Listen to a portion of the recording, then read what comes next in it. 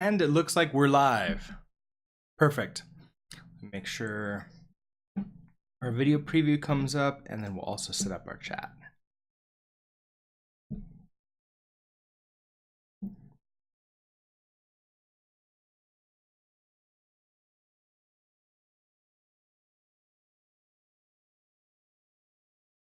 Okay, so it's up and running. I'll pause you. Good stream health. Everything is looking good here.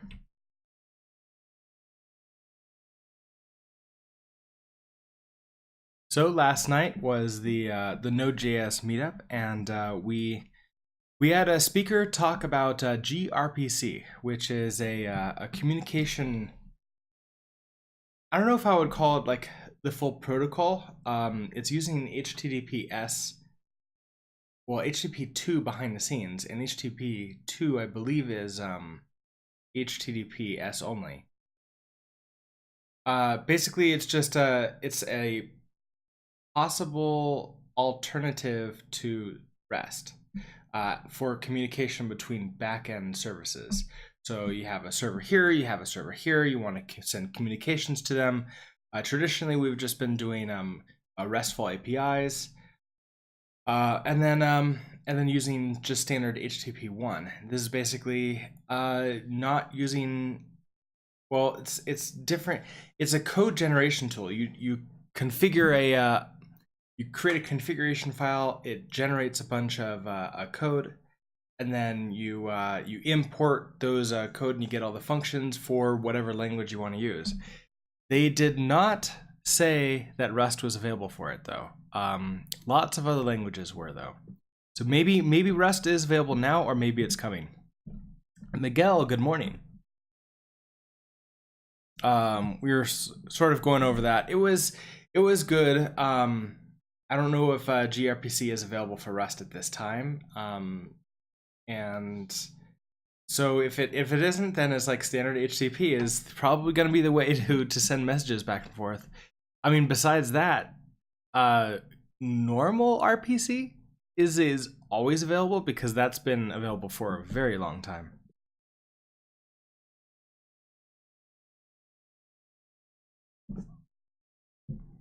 But we're gonna continue on with concurrency today. It is a Friday, so that means what? It's the last day of Good Morning Rust for this week, and then we'll continue on next week as well. So we're currently at using message passing to transfer data between threads.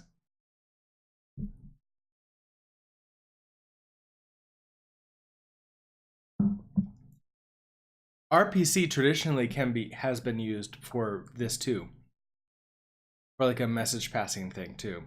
gRPC seems to be more of a like a Google way of doing between Docker containers, was what they were originally selling it for. But that video is on YouTube, so it's in my meetup filter, no, playlist. So in case you want to go see that, I could link to it at the end. Let's see. Currently at here using message. Oh, that's the wrong mouth. That's the reason why. I was gonna say it wasn't opening up. It was pressing the wrong button on my mouse. All right. Creating message passing. Let's also open up our terminal and then get some code. Like open up the code from the last time.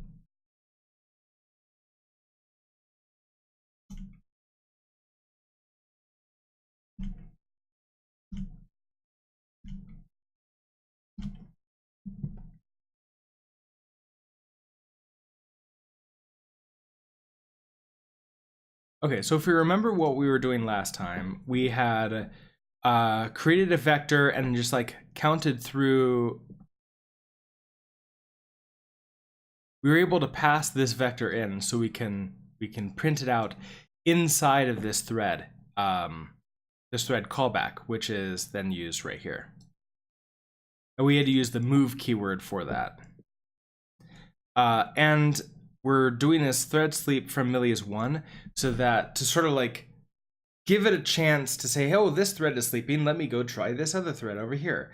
And then the CPU will be splitting back and forth. Otherwise, the chance of it like going to the other thread, it's saying like, I'm fully busy here. I'm going to stay here until I'm no longer busy.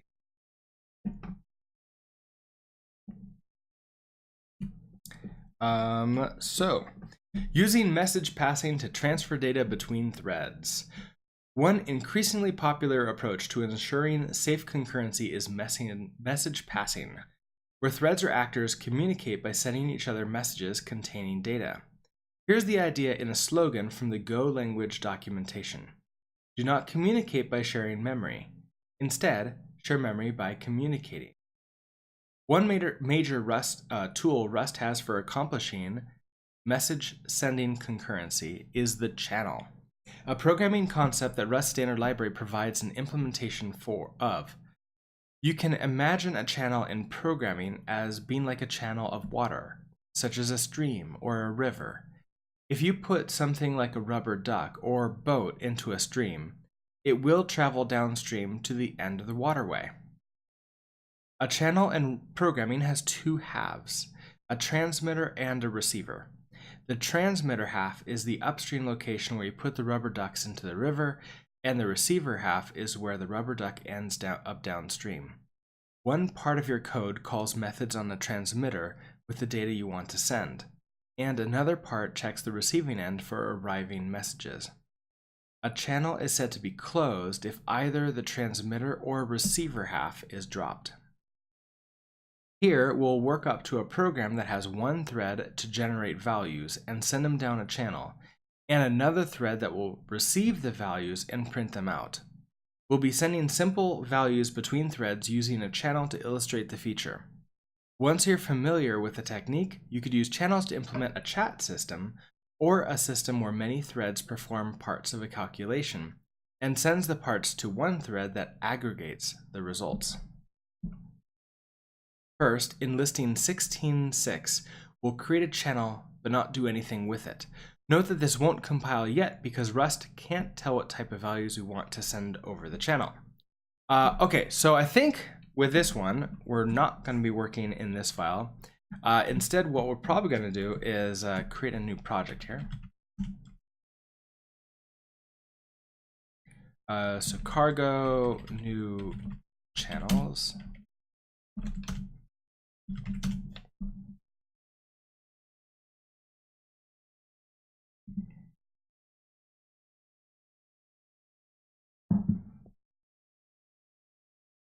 All right, so we come back here and take a look. Use standard sync MPSC. Message sending channel. I'm not sure what the P is for. Okay, so use standard sync MPSC.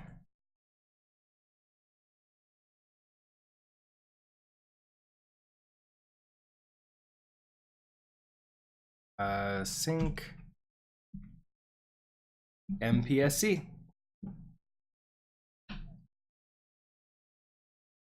And then in main, we're going to say let. Okay, so TX and RX transact, receive transaction, transmit, and then receive, probably, from MPSC channel. Most likely protocol or something. Probably. It's actually down here, I'm sure, like right here, but I'm not reading that yet. Let TX and RX equals... Okay, so we're going to destructure TX and RX out of MPSC channel.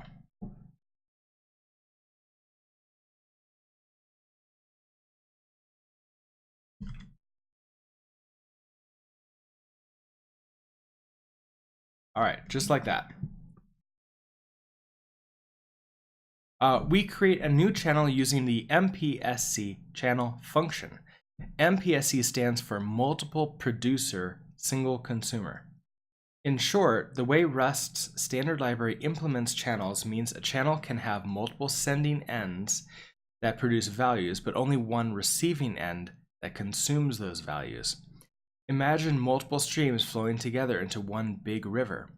Everything sent down any of the streams will end up in one river at the end.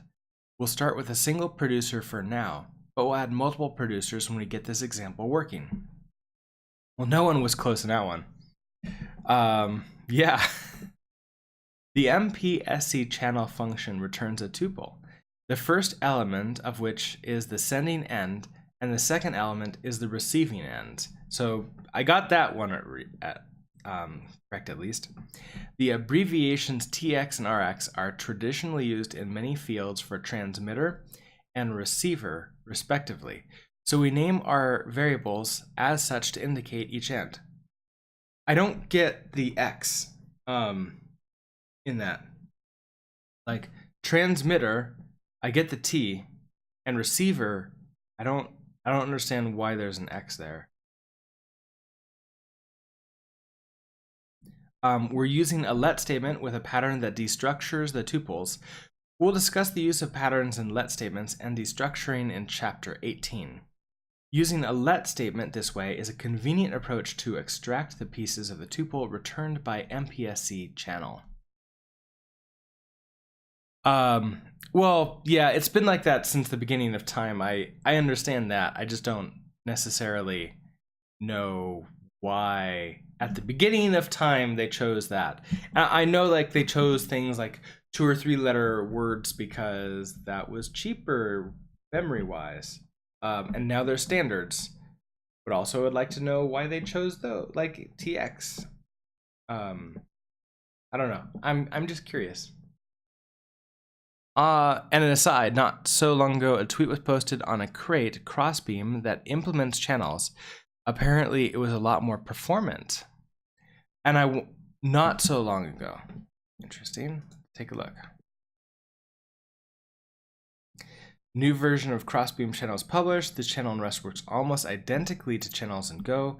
It supports select operations and is fast. Now we just need to make it features.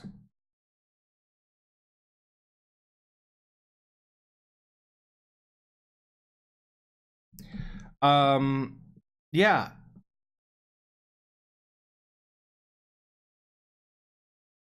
That's pretty awesome.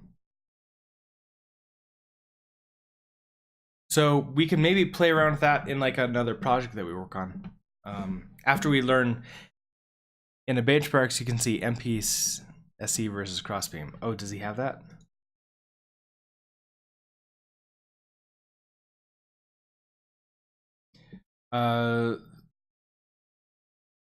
So futures channel, MPSC futures channel, really fast. Crossbeam channel in second. Oh, really slow.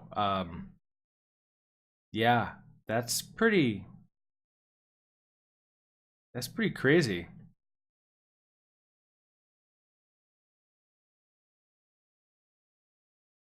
But it doesn't mean too much for me yet because I don't necessarily have a full mental model about how they work yet.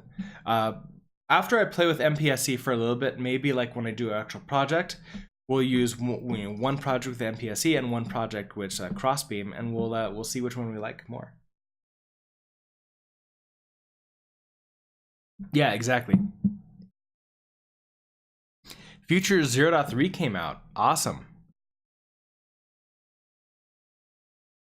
Okay. Oh, we did that.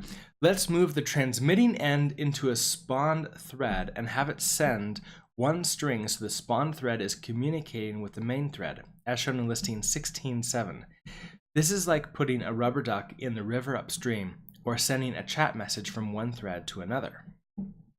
So use standard thread, and then we're grabbing our transactions, then thread spawn, and then we're gonna move whatever is necessary into here and let val equals string from high. So we're gonna have our value, and we're going to then send this val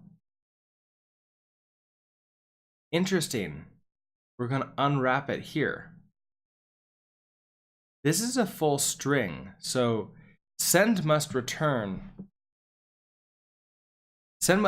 something that then needs to be unwrapped on this side. Does move just move all variables above that call into the thread scope? I'm still lost in that move. I don't believe that it does. I believe it actually sees the move, it then checks. So like, I believe the compiler does like a 1-2 pass where the borrow checker comes in and says, hey, what do we need in here? And it's saying, hey, you're using TX, but it was defined out in another scope. If we don't use move, it won't let it. Oh, I almost got the mute. Sorry about that.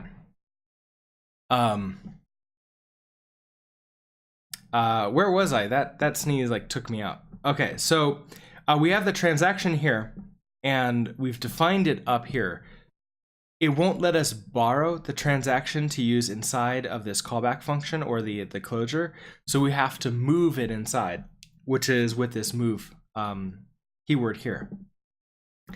And I think that it actually checks, like it's Rx is still available to us outside of it. Only TX has been moved in. So we don't have to say what we're moving in. The compiler figures that out for us. Let's go ahead and do this. So we're going to bring in standard thread, and we're going to spawn something. Use standard thread. Thread. Ooh, look. It already has. Look at that. Automatic, like, assumptions about what we need, and it's pretty much correct. So we're going to do, so let my string, or my message, I'll just call it message then, equals string from,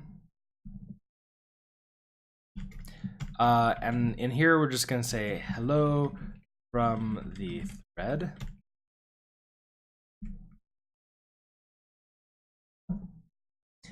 Okay, and then we'll do its transaction. So tx dot send, and then the transaction, so that would be the message. So I'm really curious about why they need that unwrap there. Unused standard result, which must be used, but note warn unused. So the send sends a result. So that's why they're unwrapping it, because it sends a result. But is it the best practice to put the unwrap here inside the thread, or would we want to send that somewhere else? Also, I can sort of understand. We're setting this string in right here. It's always going to have a value. We can unwrap it safely. I mean, I guess that we can just unwrap it then. Okay, so we've sent our transaction. Again, we're using thread spawn to create a new thread, and then using move to move tx into the closure, so the spawned thread owns tx. The spawn thread needs to own the transmitting end of the channel to be able to send messages through the channel. Looks like I dropped a few frames somewhere, but they're not continuing, so not too bad. You promised this weekend you'll work on your functional programming. You're assuming it's the thread that can't open that channel, so... Well, yeah, because if you try to send like none or something, it would be bad. But my guess is normally you'd want to just send a result and then unwrap that on the other end, just in case it didn't. I'm not exactly sure the best practice for this. It just is interesting to know that send is sending a result. The transmitting end has a send method that takes the value we want to send. The send method returns a result TE type, so if the receiving end has already been dropped and there's nowhere to send a value, the send operation will return an error. Oh, that's the reason why. Because if the Rx is no longer listening, we get an error. So that's the right, the result is for checking in here to make sure that the message got sent properly. In this example, we're calling unwrap to panic in case of an error, but in a real application, we would handle it properly. Return to Chapter 9 to review strategies for proper error handling.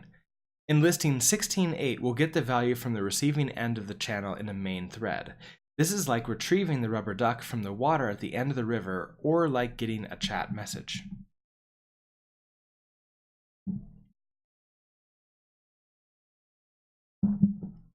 All right, so thread MPSC, bringing in this, we spawn our thread. Let received equals rx dot receive recv dot unwrap, and then print line what we got. I'm not sure I like this. Receive value, is that what it's for? All right. So let received, or well, it can be a message in here because this message is inside the other thread. So let message equals rx dot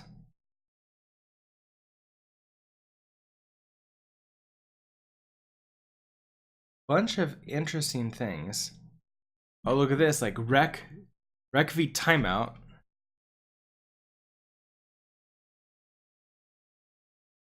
So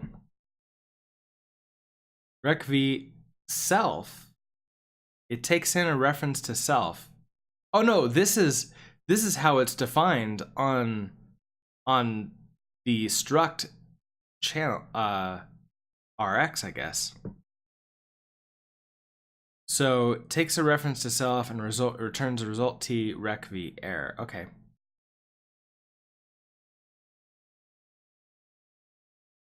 Do I even care about what this is? Probably not, but I want to unwrap it so that I have access to the actual message. So then I can do my print line and say, got the message.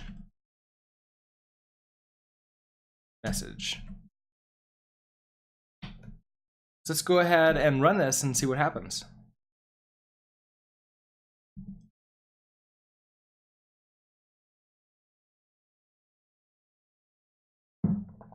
Got the message, hello from the thread.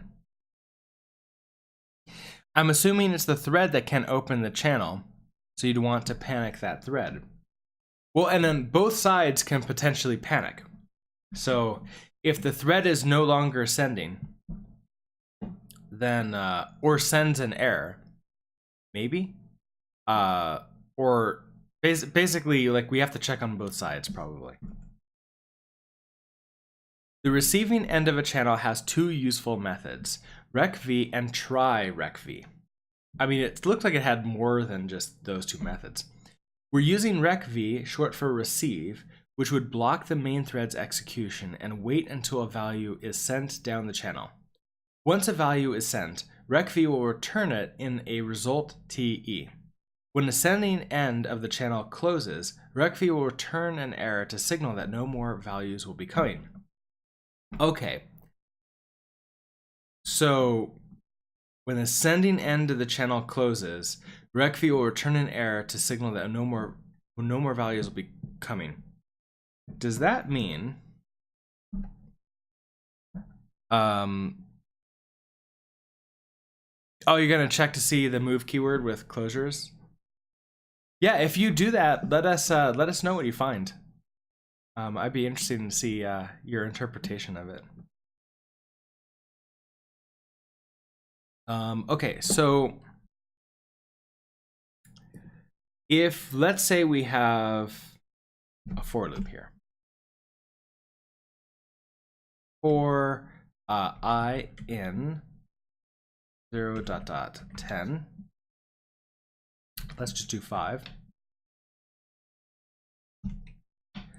And this transaction send, we're going to do inside of here. But we're not going to say message. We're going to say I. We don't need this message anymore. So we're just going to generate these numbers and then send them down. Then on this end,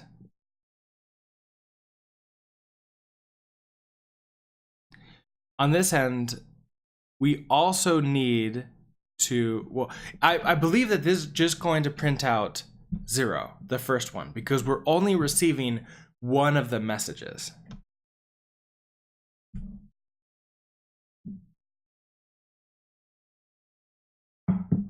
Got the message 0. And then we ended, which probably resulted,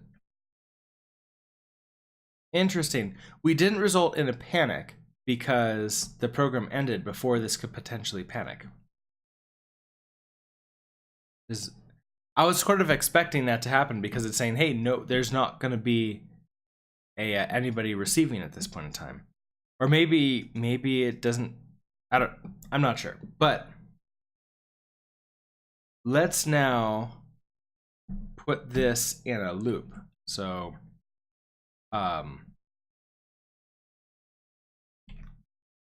if we just do loop, put U in here. And so the idea is that we have this unwrap, right? But that's just for the error. So maybe we can match.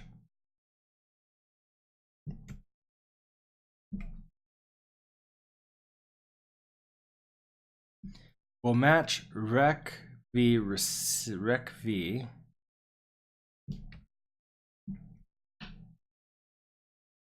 Let's just delete this line. That'll be easier. Okay, so inside of here, we're going to get some message. And if we get some message, we can then print line, got the message.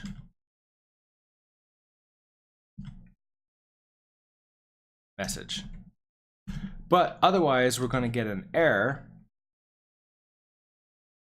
And do we even care what this is? Probably not, right? And we're just going to say print line. Well, here, let's put in E. Error. We'll debug print this and put in the E.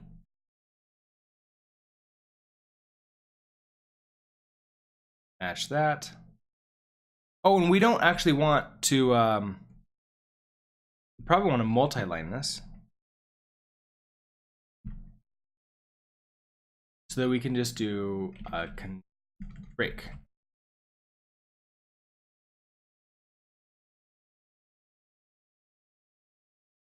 Like that. Okay. Mismatch types, expected enum, standard result found enum standard option. Oh, it's thought a result was an option. Note expected type standard result integer.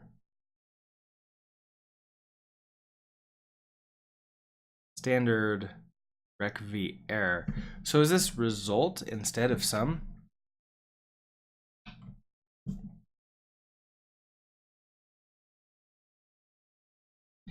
Expected tuple struct variant found enum result. Oh, error and okay. So it's just okay like that. That's what it is. Okay, so let's see if we print out all the way.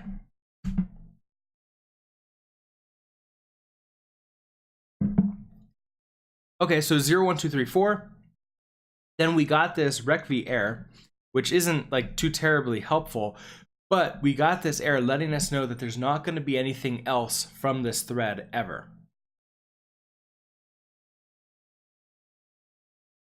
The next thing I want to try is maybe that duration. So use what was it? There was a duration. Um,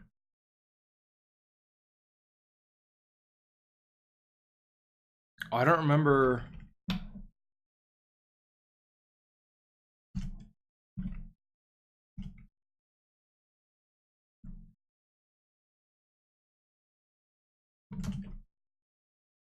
It was standard time duration. That's what it was.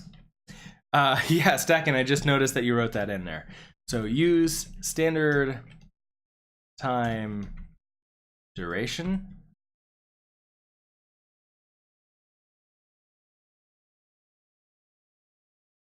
And so in here, in the thread, I want to wait. So between each one of these, maybe after each one, we'll do a thread sleep. The duration is, so duration from seconds 1. So we'll wait 1 second between each one. And if I understand this, we're gonna loop forever, but it's gonna wait for this entire time before ending. Let's run this.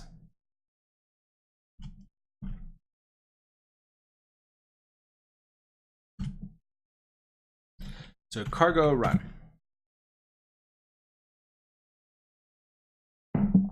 Yeah, okay, so it's waiting for us.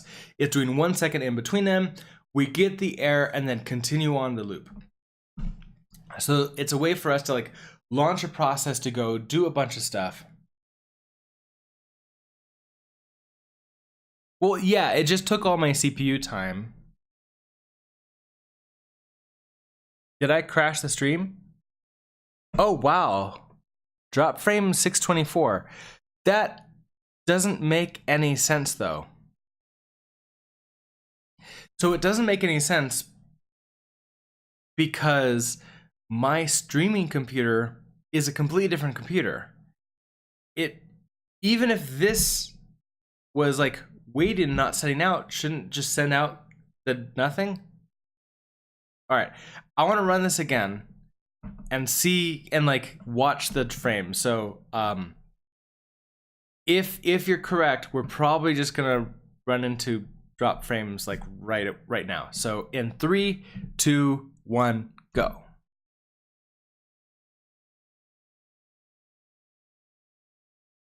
I didn't see any drop frames during that runtime. The CPU, like nothing changed on this side of the computer.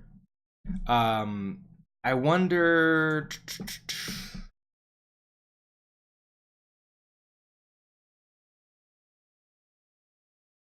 If I do top.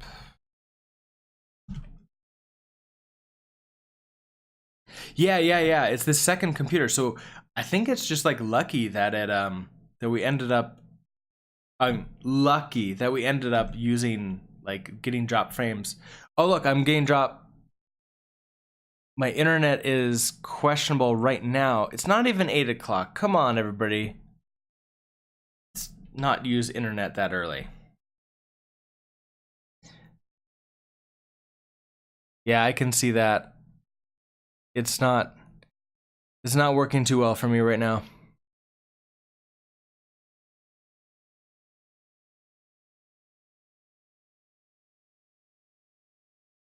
I'm waiting for it to come back. When I'm dropping these frames, is the audio fine, or is it just the video, or is it both?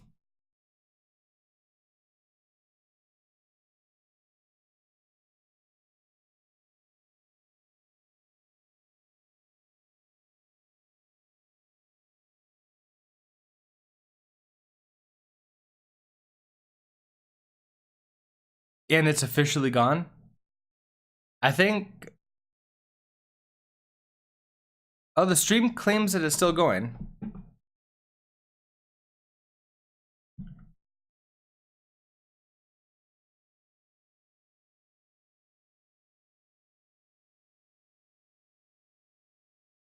Let's see how you're doing. All right, well, the stream here seems to be working. You just saw the frame drops, no audio problem. Okay, so when these happen, then we can chat, but like I'll try not to run too much stuff. I have my little green box in the bottom right of my streaming PC, so I can see when it's happening, but I have to like look over to check it.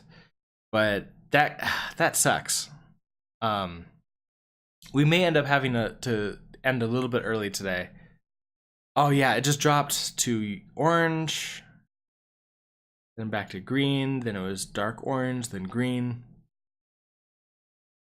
So something is going on today with my internet. Well, I'll have to take a look at what's going on. Okay, so what were we doing here? The receiving end of a channel has two useful methods. We did that. The try recv method doesn't block, but will instead return a result TE immediately.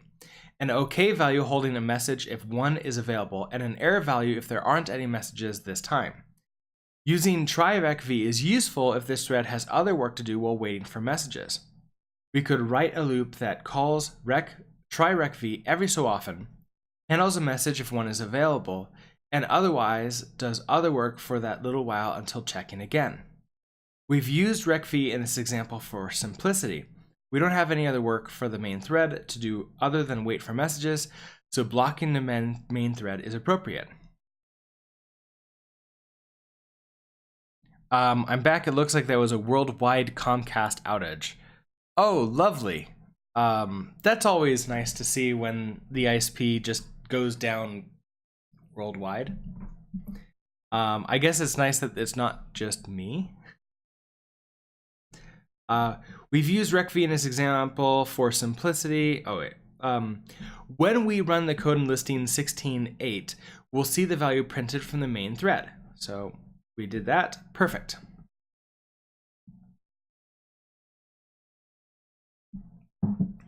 Channels and ownership transference. The ownership rules play a vital role in message sending because they help you write safe concurrent code. Preventing errors in concurrent programming is the advantage of thinking about ownership throughout your Rust programs. Let's do an experiment to show how channels and ownership work together to prevent problems. We'll try to use a val value in a spawn thread after we've sent it down the channel. Try compiling the code in listing 16.9 to see why this code isn't allowed. So we could actually just sort of like make this up on our own. So, okay, we want to try to send something and then use it after we've sent it. So one thing we do, because we've set this entire thing up, is we'll just say let message equals string from, this is prepare for numbers.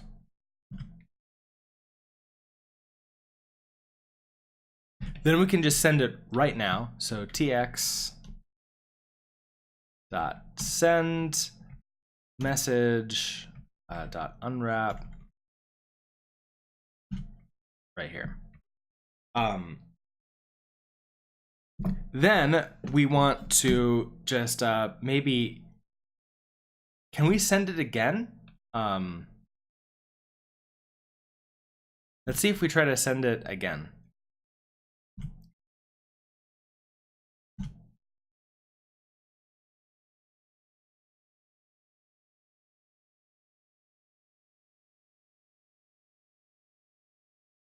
Getting red squigglies here.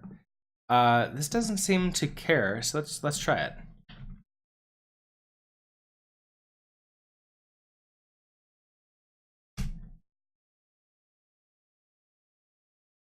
Expected struct standard string found integral variable. Oh, look at that. After I send a string, I'm not allowed to send anything else. That is pretty fascinating. So I would have to send strings all the way down. So it's typed. This thread is typed now. It could only return a certain, like this one, the first type that we send. Because if I don't do this, then this is going to have the error right down here. It meant to be a number. So if I do message of like 0, and then I do this as 1 through 6,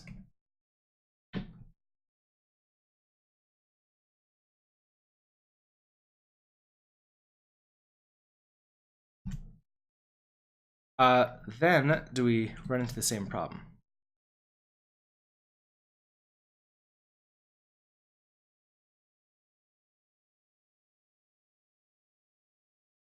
Take a look at this.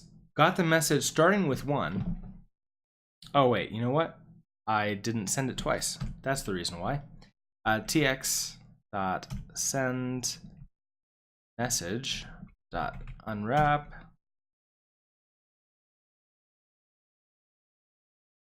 So we're not getting an error message here. Let's see if we get one in Rust.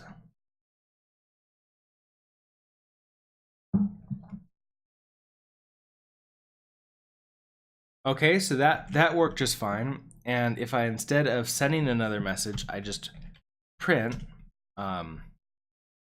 the first message was,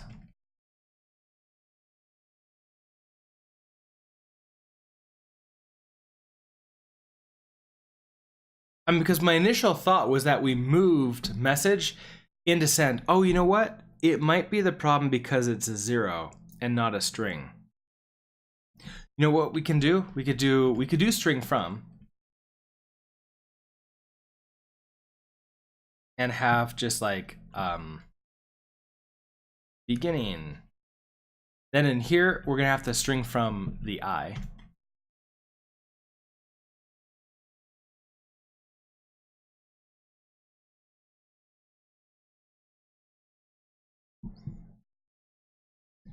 The trait bound standard string convert from integer is not satisfied. The trait convert from. Oh, so do I need to, just to make it easy, I will just say waiting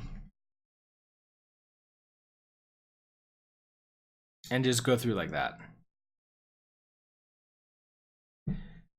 Okay, finally we get this. Use a mood value message. Value used here after move. Note move occurs because message has type standard string, which does not implement the copy trait. But we found out that if we use something that can copy, it will do that, and it will be just fine.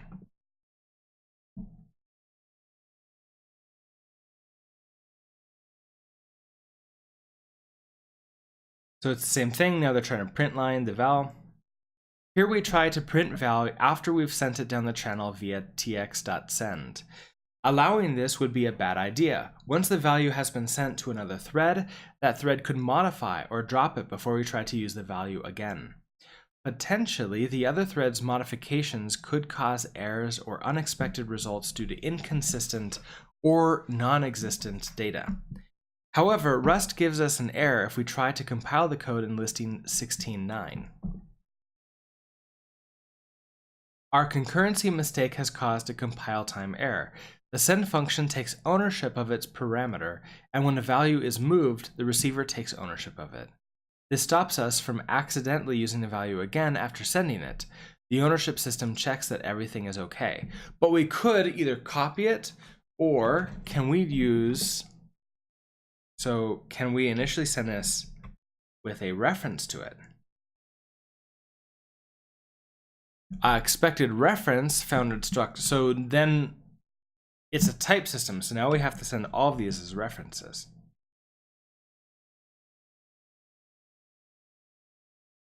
Message doesn't live long enough. For here, borrowed value does not live long enough. Borrowed value must be valid for the static life. Oh, interesting. Okay. Looks like we just run into trouble over and over again. Like if we, even though it does live long enough to get to here.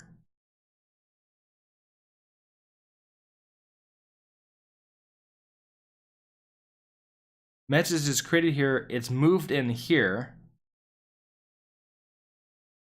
This pauses it, so it shouldn't get to this line of code until after this is all done. Yeah, I'm not exactly sure why it doesn't know why it wouldn't live long enough.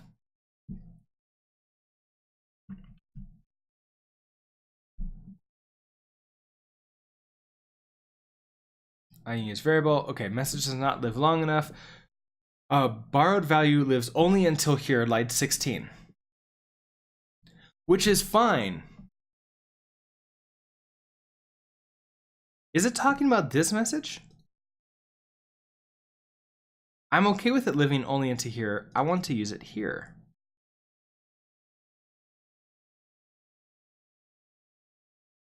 That's really interesting. If I change his name and just do value, nope, not that one. Value. Value does not live long enough.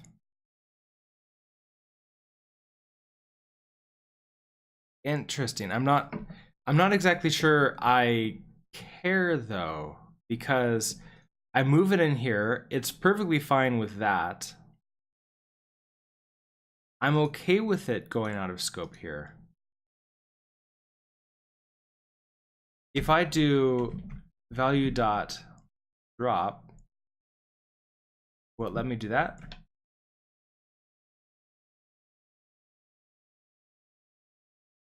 No, there is no drop. That's the reason why.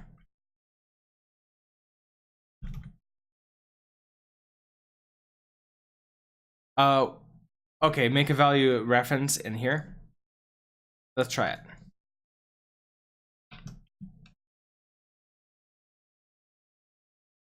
No, it's still upset with that.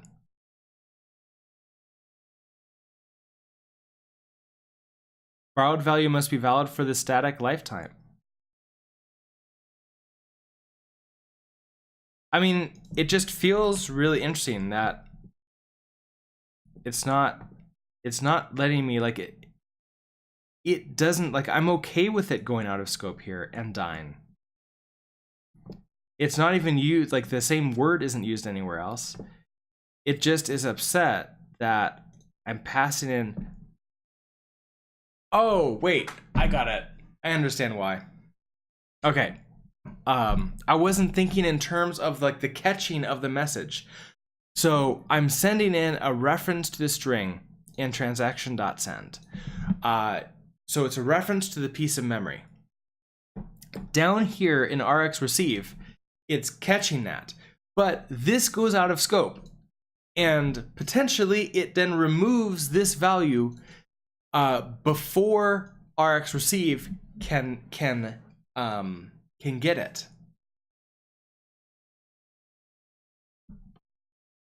So the Rx receive isn't guaranteed. So, and here's where I think it's interesting. I think it's possible that Rx that the thread can die, but the message can still be in there. So the final message can be in there, and we receive it, and then there's nothing more. But if this goes out of scope, the memory will be cleaned up, and that final message will be pointing to an invalid memory location. That's not allowed. So we have to move whatever the thing is or copy it in there. It has to own it.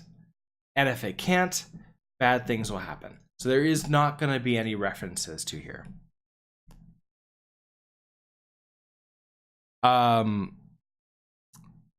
Dropping frames hardcore. Yeah, we just dropped like 300 more frames. I think, well, it's 750 right now. I think right now is probably the best time to then just go ahead and end it. We'll just read this last paragraph and then I'll clean up, and then hopefully next week on Monday, things will be a little bit better. So what if you declare value outside of this thread? We would then move it in. And so what you're suggesting is that we move this in and say let value equals string from beginning, and we're only using references inside of here. It's still the same problem. Value doesn't live long enough because we're moving it in, I believe. I know. If we didn't move it in, we couldn't use transaction either. So it won't let us use borrowed things just because it's not sure when it can't guarantee the order. All right, let's read this last paragraph. Our concurrency mistake has caused a compile time error. The send function takes ownership of its parameter, and when the value is moved, the receiver takes ownership of it. This stops us from accidentally using the value again after sending it. The ownership system checks that everything is okay. So that's what's going on. It just is, it's strict, but that strictness will help us prevent writing crazy memory bugs. All right, so let's go ahead and update where we're at here. So this is TX and RX with heads. Close U.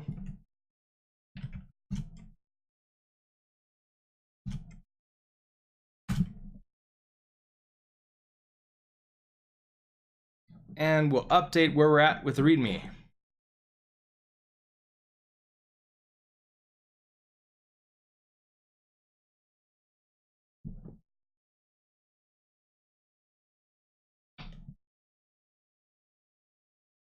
So on Monday, we're going to continue the book, and we're going to be on sending multiple values and seeing the receiver waiting. Yeah, actually, it's pretty rustic considering the memory safety.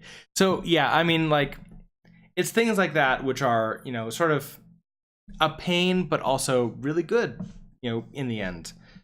All right. So since it's Friday, I'm not planning on streaming this weekend. So, I mean, obviously, if I ever do, it's gonna be like, you know, an unscheduled stream outside of the 7 a.m.